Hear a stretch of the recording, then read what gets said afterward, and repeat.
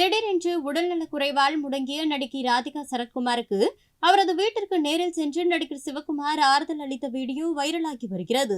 வெள்ளித்திரையிலும் சின்னத்திரையிலும் மாறி மாறி பம்பரமாக சுழலும் நடிகை ராதிகா சரத்குமார் விருதுநகர் மக்களவை தொகுதியில் பாஜக சார்பில் போட்டியிட்டார். சூறாவளி தேர்தல் பிரச்சாரத்தில் ஈடுபட்ட அவர் தற்போது உடல்நலக் குறைவால் வீட்டிற்குள் முடங்கியுள்ளார். இந்த நிலையில் அவர் தனது எக்ஸ் தளத்தில் வீடியோ ஒன்றை பதிவிட்டுள்ளார். காலில் ஏற்பட்ட பாதிப்பு காரணமாக சிகிச்சை பெற்று வீட்டில் இருக்கும் தன்னை நடிகர் சிவகுமார் வந்து சந்தித்ததை அந்த வீடியோவில் பதிவிட்டுள்ளார். அப்போது தன்னுடைய வாழ்க்கை பயணத்தில் மிக முக்கிய நபராக உள்ள நடிகர் சிவகுமார் அண்ணா தன்னை வந்து சந்தித்து ஆறுதல் கூறியதாகவும் அப்போது அவர் தனது கைகளால் வரைந்த ஓவியங்களையும் புகைப்படங்களையும் தன்னிடம் காண்பித்ததாகவும் எக்ஸ் பக்கத்தில் தெரிவித்துள்ளார். இந்த வீடியோ இணையத்தில் வைரலாகி வரும் நிலையில் ராதிகா சரத்குமார் விரைவில் நலம் பெற்று வர ரசிகர்கள் தங்களது ஆறுதல்களையும் வாழ்த்துக்களையும் கமெண்டில் தெரிவித்து வருகின்றனர்.